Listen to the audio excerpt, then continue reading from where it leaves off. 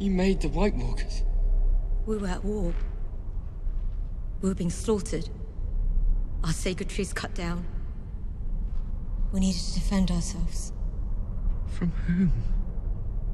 From you. From men. The Age of Heroes followed the pact between the children and the First Men, 4,000 years of relative peace between the races. Eventually, the enigmatic others invaded from the uttermost north, bringing death and destruction to the children and the First Men during an extended period of winter known as the Long Nights. And in Game of Thrones Season 8, we are facing the exact same thing. Now, when you look at the description of the Game of Thrones spinoff that for right now temporarily is being called the Long Night, this one is the potential frontrunner. When you look at the synopsis to it, it says everything we basically knew about the history of a Game of Thrones, everything we know from the world of Ice and Fire, is nonsense, and this show plans to turn that on its head. So if everything we know about the past is a lie, there has to be some sort of setup for it in this up and coming Game of Thrones Season 8. In this video, I want to discuss two potentially air quotations leaked scenes that may bring us some clarification about the Night King and his endgame. These videos are more for entertainment purposes and are to be taken with a grain of salt. As always, here's your spoiler warning.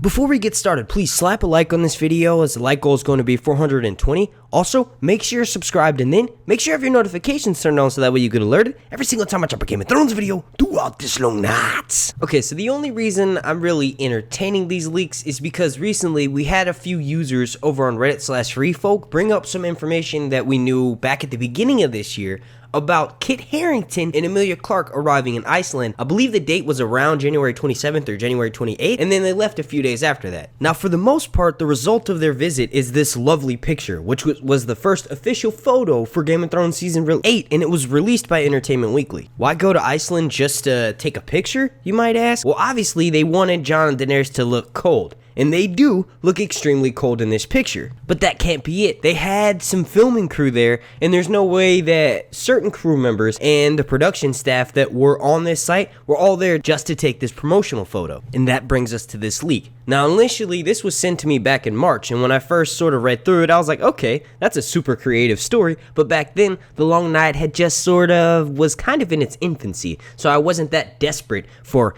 inner leaks, which is a compound word I totally just made up on the spot, meaning entertainment leaks that are completely horseshit nonsense, but do their job in entertaining us throughout this long night. Well, anyway, back then I wasn't really into this sort of information, but with this newly resurfaced information over on Reddit/FreeFolk, well, this sort of piqued my interest and I had to bring it back. Okay, so the first leak I sort of want to discuss pertains to the information I just mentioned. This person claims that they were given a description of a scene and asked to create some sort of visual concept art that would be passed back and forth between the producers and the people who are working on the set just so they know what exactly it is they'll be filming. He goes on to mention that this scene is set to take place about midway through the season, and obviously at this point, since this information is almost a year old, the scene can somewhat be changed around, and it may not go down how this person is mentioning in the leaks. But anyway, they said that the scene starts out with sweeping shots of the far north. We arrive at the very familiar Winter's Throne. It's the place where the Night King is created and where Craster's son was turned or converted into a White Walker.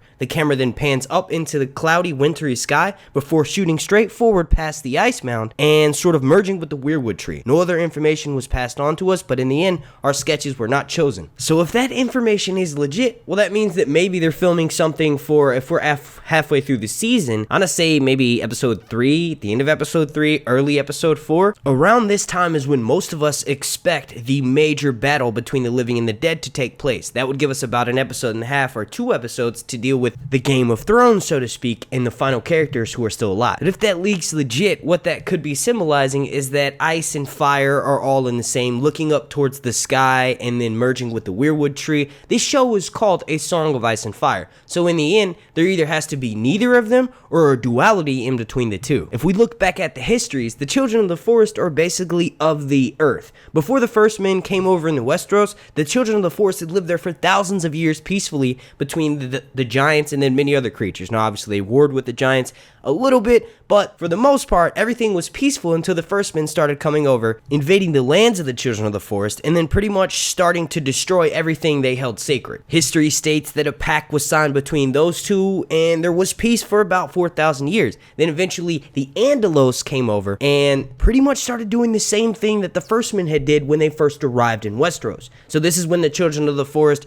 met with the First Men, they signed another pact, and this is supposedly when the White Walker was created. I guess we could call it the Night King, but this is the first White Walker that was created, according to the TV show. And just to sort of clarify here, this theory that I'm talking about, or just in general, this whole video is based on the show only. Things are going to be going down very differently in George R. R. Martin's novels. And in the novels, there are a few places that hold a bunch of significance between the Children of the Forest, the First Men, and mystical creatures of old. But in the TV show, that same thing cannot be said. For the most part, the one special location where the most dramatic or climactic events have gone down is at the Winter's Throne. This is the place where the White Walker, or the Night King, was first created, and this was also the place where we saw Craster's son turn into a White Walker. Before they started moving down into Westeros, well before they bashed that wall and just started falling through single file line, this place was pretty much their home camp. So why does the show keep showing us this, and why do they keep, more importantly, showing us this symbol? Everything comes back to beginning, and in Game of Thrones, that is going to be how it ends. Before I get too far down that path, I want to bring it to you guys, leak, air quotations there, number 2. Now this guy's backstory was nowhere near as creative, so I'm going to save you guys that and jump straight into the leak. So apparently, in this scene, Bran reveals to Jon and Daenerys that the Night King can't be killed.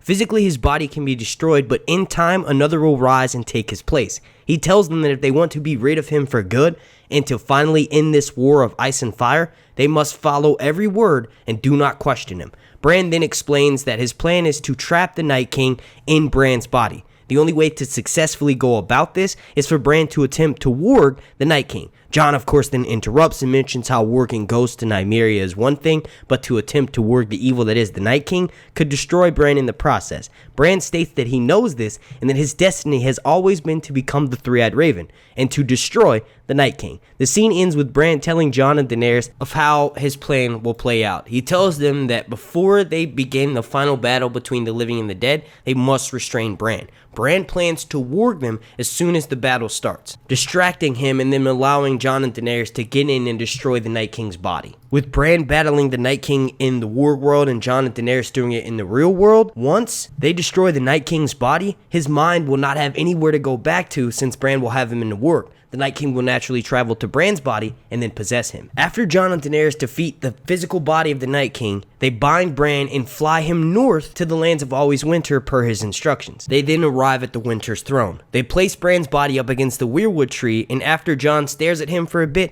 they stab him through the chest with a piece of dragonglass. Just as the Night King passes on, Bran comes back for a few seconds, thanking Jon in order for helping him to complete his destiny, and telling him that he is the Song of Ice and Fire. Now when I first read through that, I couldn't even keep a straight face. This was months ago, and like I said, this was before the newly recent resurfaced information had popped up on Reddit/Freefolk, so I didn't give this much credibility. But when you combine that with the leak that I mentioned at the first of this video, there is definitely some significance to the Altar of Winter, or to Winter's Throne if you want to call it. If you remember, this place looked quite different when the Night King was first created here. It seemed as though this was like a summer hideaway tucked off in the mountains. This was the lands of Always Winter, but this was obviously before it became the lands of Always Winter. Maybe at the beginning, these were called the lands of Always Summer. In the books, the Children of the Forest, the only sightings we really know of them, other than them dealing with certain characters here and there, and there were actually a few characters who somewhat mediated in between the Children of the Forest and the Giants, but for the most part, they're tucked off north of the wall. The only time we really see them or hear about them is in Bran's chapters, and even then it's mentioned that there's only a few of them. Maybe instead this place used to be the Altar of Summer, or the lands where summer never died. Maybe this is the only place where our characters can go to stop winter.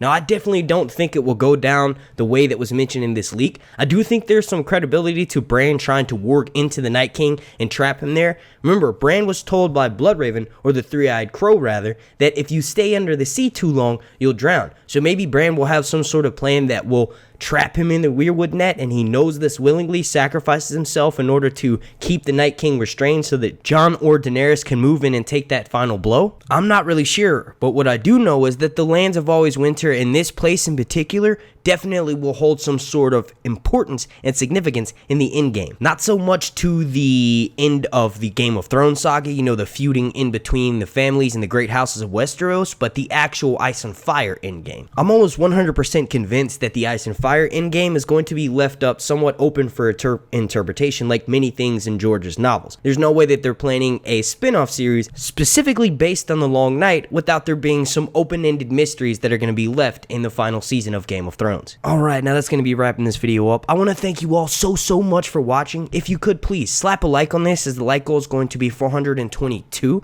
Also, make sure you're subscribed, and then make sure your notifications turned on so that way you get alerted every single time I drop a Game of Thrones video throughout this long night. Super special shout out to every single member of my Patreon family over on patreon.com/SirHuntsReviews. If anyone watching this video is interested in showing some love and support to Sir Hunts, check out the link down below in the description or the link right up here. I want to thank you all again so much for watching. My name's Mark, and this has been Sir Hunts Reviews.